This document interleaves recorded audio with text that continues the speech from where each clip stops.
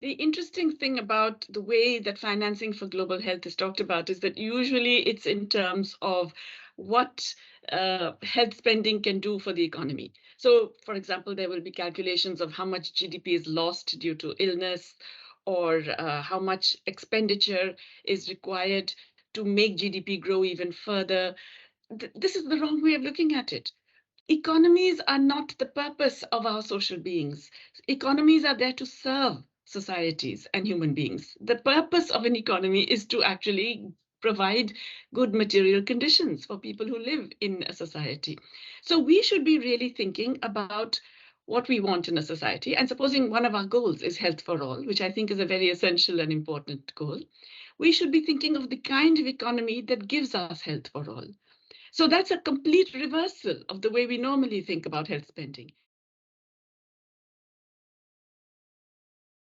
In a way, I mean, both the pandemic fund and the treaties that are being planned, all of them are essential, they're necessary, I welcome them.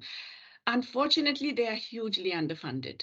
Promises are made, big announcements are made, and then the money that comes in, even the relatively little money. I mean, the pandemic fund said, okay, let's begin with $10 billion. They've not managed to get more than $2 or $3 billion. It's ridiculous that things which are seen and recognized by governments across the world to be essential are still not funded when so much money is available to fund fossil fuels, for example. Well, I think Germany's role in global health could be much more significant in two ways. One of them is not related to finance, it's related to the intellectual property regime. And unfortunately, I think Germany has not played a good role here. They opposed the TRIPS waiver in the WTO.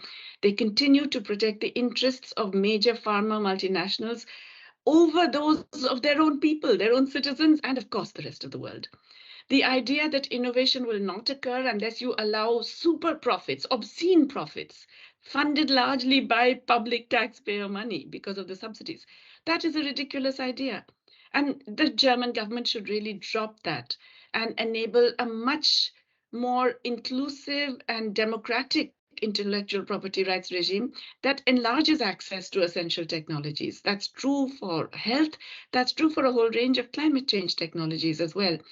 Innovation is happening because of public support, not because private companies need all that excess profits to innovate.